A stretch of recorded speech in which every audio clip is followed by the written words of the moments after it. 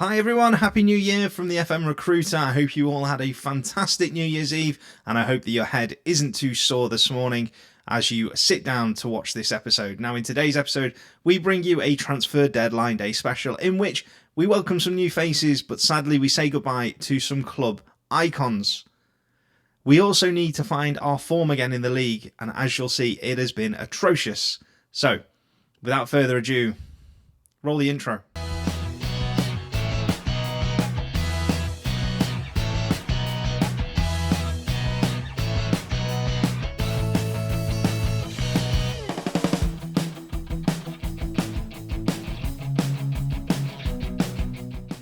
Now, if you've been following this series, you'll know that we had a fantastic start to the season. In fact, we went pretty much unbeaten and were romping the league. As you can see, we were cutting down teams with very little difficulty. That was until Huddersfield.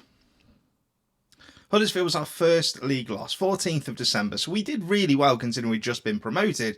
However, that made us spiral, where we lost 2-0 to them, then we drew 1-1 with Ipswich, which we should have won. We lost 3-2 to Fleetwood. We did bounce back and actually score 7 against Northampton, but our defensive worries were obviously there, conceding 4. We then lost 4 straight games on the bounce. 2-1 to Cambridge. We got knocked out of the Papa John's trophy, which again, I said it last season, was a winnable trophy, so it's frustrating. To Rochdale 3-1. We got destroyed by Leicester 4-1, and that was a long shot whether we'd actually be able to win it or not. And then we lost 1-0 to MK Dons. So, some tweaks with the tactical style. Saw us record 2 back-to-back 1-0 wins before losing 3-2 to Bolton. And what was really frustrating about this game against Bolton is that we conceded 2 goals in the first 5 minutes. We just didn't come out of the changing room. We didn't get started whatsoever. And unfortunately, we couldn't overcome that deficit, despite bringing it back to, to 3-3-2. We were 3-1 down at one point. So, we're not having a terrible time so far. However, we have made some changes. Paul Mullin has just seemed to drop off a cliff. He's apparently still got 13 pace, but it just doesn't seem to have it at all. He's not getting in behind. He's not. So we have dropped him down to the bench, and we've brought some new faces in. So let's have a look at who we've brought in so far. So this season we've spent £2.5 million. Now, we have not spent that much money in any previous season during this career. And it was the fact that we were given the opportunity by them increasing our transfer budget. So this season, excuse me, we've brought in Yeboah Amankwa for free. Absolutely brilliant. He's been the rock at our centre of our defence. He's played 24 games. He's actually got an average rating of 7.27 over the course of the season. So that is superb. Joe Rankin Costello on a free. Leighton Clarkson on a free as well. He came in from Liverpool, or he'd been released by Liverpool. Average of 7.15 over the course of the season. He's actually registered 9 assists since joining. He's been really key in the middle of our midfield. Harrison McMahon, again, another free transfer. He had been released by Chelsea. He's in our under 21s. Is it under 21s? Yeah. But he does have the potential to be a very, very good player for us in the future. These are the players we've brought in so far in January.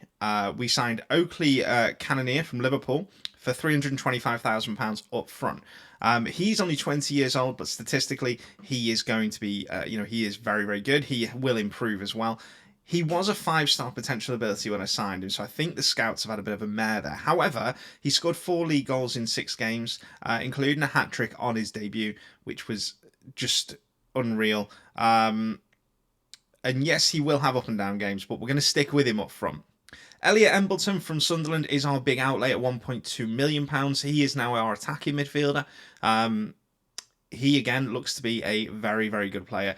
4 games, 2 goals. He's played 2 of those games have been off the bench. So, he again looks really good. We signed Luke McNicholas in the middle of our losing run. Just because we didn't think our goalkeeper was up to it. The scouting team were telling me to sign a new goalkeeper, so I listened to them and we did it. He was originally like a 4.5-star rated keeper, and then when he signed, he went down to 3. So again, the scouts, I'm having a look at replacing them all. And CJ Egan Riley for £425,000 is now playing alongside Leighton Clarkson in the holding role in the midfield. So they're both playing as holding midfielders now. And again, he's had a good start to his time with us. 3 games, 7.1 rating overall. He came off the bench in Carabao Cup games, but not for us. That was previous. So he has had a decent start to his season, and he looks a bit of a unit, doesn't he? In terms of who we've seen leave, Thomas O'Connor left. He went to Derry City for 90,000. That was earlier in the season. Jack Hartley's out on loan at the moment. Max Power has just left for 81,000, but that could rise to 110. And as it stands in the transfer centre, Max Clayworth is about to go out on loan, and Ollie Palmer is in contract negotiations with Rotherham for 75,000. We still have a little bit of money to spend. We've still got £1 million in the bank. I'm trying to figure out where we can best improve this team. All right, so Portsmouth have come in with an offer of £43,500. That is less than Rotherham, which is frustrating, but he'll become unsettled if we don't accept it. And to be honest, he's 33 and he's on £6,000 a week. So even £43,000, that's the frustrating part there, is that if I look at Rotherham's deal, it's better, but we'll accept it because I need to free up that wage budget. We've had another offer for Ollie Palmer in the form of Salford, 43,500 again, and they want us to play that again. Unfortunately, I'm going to have to accept it just because I need that £6,000 off the wage budget. We've also got a question for Ryan Foster. Speculation persists that Cole De Silva. I don't really want to lose Cole De Silva just because Morgan Fox, who's currently our left back, is 31. I think De Silva can replace him next season or the year after. So we're going to try and keep hold of him this window. And that's it. So he didn't want to go to Rotherham and he didn't want to go to Salford. He has decided to join Portsmouth. So Ollie Palmer, who has come up through the leagues with us, he was with us in the National League, has joined Portsmouth on a £43,000 transfer deal. We will obviously wish him well because he did have a good time with us. If I look at statistically, so he scored 18 goals and then he scored 24 goals last season, but that was mainly because I think Mullin was incredible last year in setting him up. We played with 3 up front at some points, so he had a good season, and hopefully he doesn't come back to bite us on the backside when we play Portsmouth. All right, and this is the problem with selling Ollie Palmer. Paul Mullin and Ollie Palmer were like this. So the fact that Paul Mullin is now upset, it's frustrating. So let's see what he has to say. It doesn't have to become a bigger issue yet. I'm disappointed that you felt it necessary to sell Ollie Palmer, who's a leader in the dressing room. Okay. So we've told him that the youth are ready to step up. Rafael Garcia is going to be, our backup left winger moving forward, and Paul's happy with that. So that's a result. Paul is obviously a backup striker now as well, which hopefully he doesn't kick off too much about. And the second player leaving the club in the transfer window, Max Clayworth, has gone on loan to join Accrington. We get £130 a week. He gets £130 a week. We're paying the rest of the wages, and we have no fee on that. Actually, it's not a good deal, is it? But he wasn't getting any first-team football with me, and he will be an important squad player, I think, going forward as our defender's age, because he's only 22 years old. Let's see what Chimfu Tapasoa, who has been with us. Remember, he hated us in the first season. He's now got great respect. Will you be using this deadline day to try and capitalise on a good season? Well, I'm always looking to improve the squad. That's all I can say, really. So it's been a quiet window so far. Let's see if we can get some deals over the line, though. Okay, so one player I've been keeping an eye on is Joe Adams. Joe Adams is Welsh, but he's only 23 and plays in Dundalk in Ireland. He is now available on a free contract. So he is a left winger. We'll be able to cut in on his right foot, which is preferred foot. And I think he'll be quite interesting. He's going to cost us $450,000 in compensation. Let's see what he wants contract-wise. He wants to be a squad player, which is fine. A 1-year contract at £2,600 a week. Let's just see if we can move that up to 2. Yeah, he's happy with that. Poppy Smith, everything here appears to be in order. I'm quite happy with that deal because it's a low risk, high reward if it comes off. We can move Burn to right. We can move Cullen to. We have a nice squad depth. So let's see what happens next. Okay, so we've now had a couple of agent offers come in, which happens every deadline day. Notable players been offered Freddie Saka from Plymouth. Scouting report is only a C. Part of the under 18. Let's have a look. Okay, so lots and lots of potential. Welsh, 14 pace. It's determination that worries me. It's quite low. I don't know if he has the determination to really kind of drive and push himself to be better. Let's see how much he wants. So 300,000 for a player who the wage demands aren't a problem.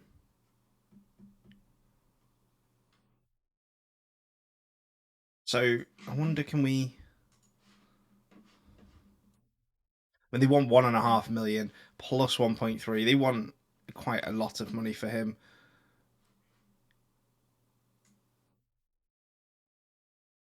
Okay, so we managed to get it down to 900,000. I don't know who we got here. So Sam Inwood at Bolton, 19 years old. Who's he wanted by? Newport and Notts County on loan. Hasn't had a good season. And we've got Dan Davis in that position. So do we need him? No.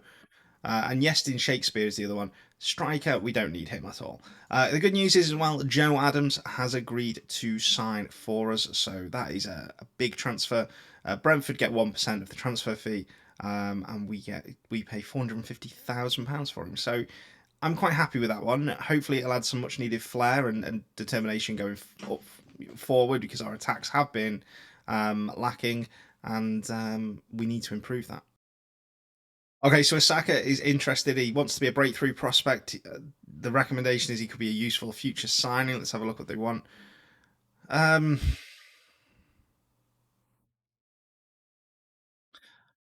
if I can put him on a 2-year deal, okay. So I'm quite happy with that one. We've obviously signed Joe Adams. He will get better, and with our training regime that we put the players through, they will improve. So fingers crossed, these transfers can boost us and make sure we become a championship team next year. Okay, and the Osaka deal has been confirmed as well. So it has cost us 900,000. There will now be no more deals done by us coming in today. There might be still coming out, and if they are, I will show you them. But that's all the business we're doing now for this season, and we're going to have to push on to promotion with what we have. All right, then, so it's time for kickoff. The team lineups are out, with Oxford playing a 4-1-2-3 or 4-3-3. That's shocking from me. And we're playing a 4-2-3-1. Hopefully this is going to shore up our defence. That is the idea behind it, and we're going to bring it all the action. So we sit top. Oxford are 7th. If we lose this game, we could see our lead at the top of the league completely evaporate. So it's vital that we don't lose this game. And let's see how we get on. So what I want to see in this game is that us dominate possession. That's what this system is built around. And if we don't dominate the possession, I kind of have a feeling we're going to struggle. But we are looking good. 15 minutes in, 68% possession. Let's give them an shout of encourage. We are keeping an eye on that Portsmouth result as well. They're still drawing at the moment. Are they at home? Let's have a look. Where are they? Have I missed them? Oh no, they're not playing, so that makes life a little bit easier. And the first highlight from the game, a Doffin with a throw into Masterson, who is filling in for Deshaun Bernard, who's been rested for today's game. He is very fatigued. He's been travelling around the world to play international football this season. So's Jaros, actually. Since Jaros made it into the Czech Republic squad, that's when his form dipped. So maybe a coincidence, or maybe a slight bit of overconfidence from the young goalkeeper. That's a great ball out to Fox, though. Fox with a cross in, but it doesn't beat the mid. Joe Adams picks it up, loses it in the box. Fox drills it across to Byrne. Byrne loses it. It's kind of near. It's Fox. Fox shoots. Fox scores. And Wrexham are 1-0 up. That, honestly, was a comedy of errors from the defence. I think we're very lucky to get a goal there. But yeah, happy days. We take the lead, and it's our first real attack. If you look, we've controlled possession, but Oxford are having more shots on target, but their expected goals is quite low at 0.38, considering they've had 6 shots. We do need to become a little bit more creative, but I want to send them out with clear heads. Things are going well, but we're capable of better. Let's see if we can build on the late goal we've just scored, and try and push on this second half. We'll probably be making some subs shortly because Clarkson is exhausted. So let's bring Matty Longstaff off the bench. He's had a good season for us. Who else do we need to have a look at here? Our defence is completely gassed. That isn't a good sign. So have we got any centre? We've got excuse me. Now Colin on the bench here. We'll bring him on just to add a little bit of solidity and a little bit of fitness into the middle of our defence. So let's make those subs. The fatigue levels in the team are very worrying. I'm going to make another sub. I'm going to take Burn off for Colin. I'm going to take Adams off for Garcia and Emberton off for Elliot Lee. So we've made all 5 subs now. We've got 20 minutes to play in the game. And hopefully these youngsters that we've brought on, Garcia, Collins on his mid-20s, can see us over the line. But we've got to do a little bit better than we are. Connor Masterson, since coming back into the team, has been impressive. He's very good at the back, very understated. Longstaff, good ball through to Cullen. Great save that by Cumming. Cullen should score there, though, for me. He takes it on probably his wrong foot. If he opens his body, he takes it with the left. It probably has a better chance. Longstaff with the corner then. Takes it deep, and it doesn't. I have set my corners up, and they just don't seem to use the instructions that I've set. Because the corners should be going into the 6-yard box, and they always go back post. So, and that's with the better corner takers taking them. We've been susceptible from set pieces, though, so hopefully we can see this out. We're 1-0 up. More rises, more scores. Elliot Moore, I said we were susceptible, and so it's proved. So it has proved a near post corner, and we have given away the lead. We've not been good enough, I must admit, but we had a chance to open a bit of a lead up on Portsmouth here, and we've kind of thrown it away. Got to make sure we get the draw, and we do. It finishes 1-1. So let's see how we get on in the next one. All right then, so game day 2 of the episode, and we are away at Plymouth. Plymouth playing a 5-2-1-2. They are set up to probably secure a win. We've made some changes. Calder Silva's come back in at left back. Deshaun Bernard is in at right back. And Liam Cullen is on the right wing, as Jack Byrne, unfortunately, has torn his hamstring and is out for 3 months. So I'm really hopeful we can bounce back from what was disappointing draw. We've spent some time on our corners in between games, which is hopefully going to be the key thing. But we are no longer top of the Sky Bet League One. We've been there all season, but that last game has seen us drop off the top because Portsmouth have a very small lead. Hopefully, though, we'll see that start to come back. There was talk in between games that Paul Mullin was going to run down his contract. However, I spoke to him. He said no, and he actually sacked his agent. And it's 1-0. Elliot Embleton, his 4th goal for Wrexham, and it's 1-0 after 13 minutes. And that is an impressive start. Let's build on it now. That is really good. We're dominating possession as well. That puts us a point clear at the top. Cooper then takes a goal kick for Plymouth. It is flicked on, but Amankwa, who has been a rock at the heart of our defence all season, is there. I'd like to see Cannonier making a few runs in behind. He's very stationary, and that is just an aimless long pass. I think it was Bernard who played it.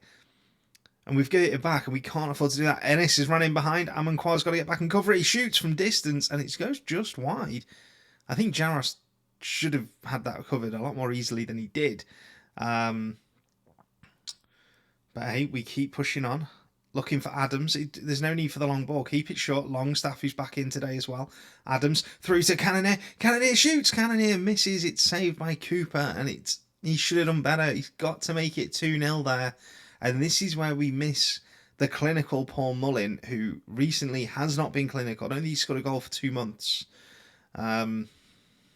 which is the longest run of his Wrexham career. But hopefully, Cannoneer can be the player to replace him. It's lost there, and it's brought away by Ennis. Ennis is going to try and run the defence there. Egan Riley takes him down and gives away a foul. Lucky to escape a yellow card there, really. It was a cynical professional foul. But we're still controlling the game. They've had 4 shots and none of them on target. We're definitely playing better, but we need that second goal. For as long as it sits 1-0, this team will give me the EBGBs. And it's 1-0 at half time. Our expected goals, awesome, 1.36. They've had no shots on target. We've got to keep, pushing here. So I'm going to send them out with, again, clear heads. We're controlling the possession. That's what we want to do. Joe Adams having a good game, a 7 rating. Liam Collins, 7.1. And Elliot Embleton as well. Niall Mason, at 7.2 at right back. So he's having a good game as well, coming in for Hodderford today. Who just isn't quite fit. That is one area I think I need to look at improving. Maybe he's bringing in some fitness coaches. Ennis has been played in. He's over the top. He's got a chance to shoot. Amon Kwa gets back with the block and Jaros collects it. That ball over the top is proving quite interesting. So let's have a quick look at our out of possession.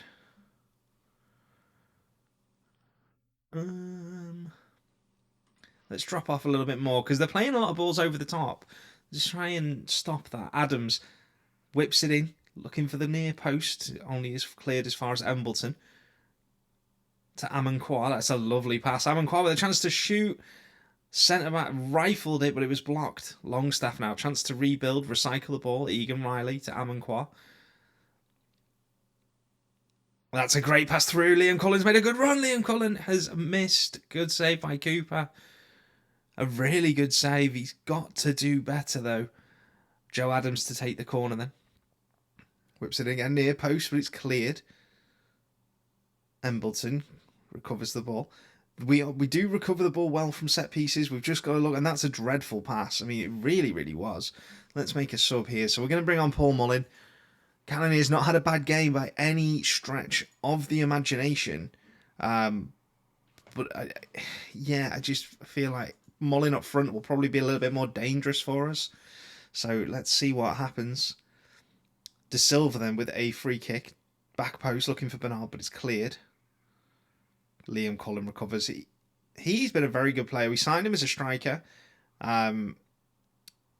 What I like is he's not moaned about being played slightly out of position. He is a winger by trade. He requested to play as a striker when we signed him. So, the fact that he's not moaned, that's the type of player I like, because there are so many players who will moan if they're playing 38 games a season, but it's not exactly in the role they want. Like, you're playing 38 games of the season. Stop moaning. The role we signed you for originally now doesn't fit the tactics. That's a good effort by Connor Grant. A very good header. Again, the danger is there, but that drop off has really helped us because we're not getting caught with those balls over the top anymore. Let's make a few subs. Who can we bring on here? Let's have a look. So we've got Leighton Clarkson. We'll bring him on for Egan Riley just to add a bit of much needed strength in there. We're going to bring on Garcia and Costello on the wings as well.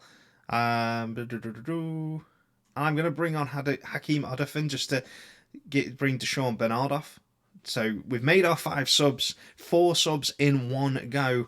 Hopefully it doesn't mess up. Leighton Clarkson loses it in the middle of the pitch. The substitute, I hope he's not going to cost us a goal. He's had such a good season. Arthur Hall, they are building from the back. They're looking, but we're dropping off nice and deep. And Ennis is through. Ennis has scored.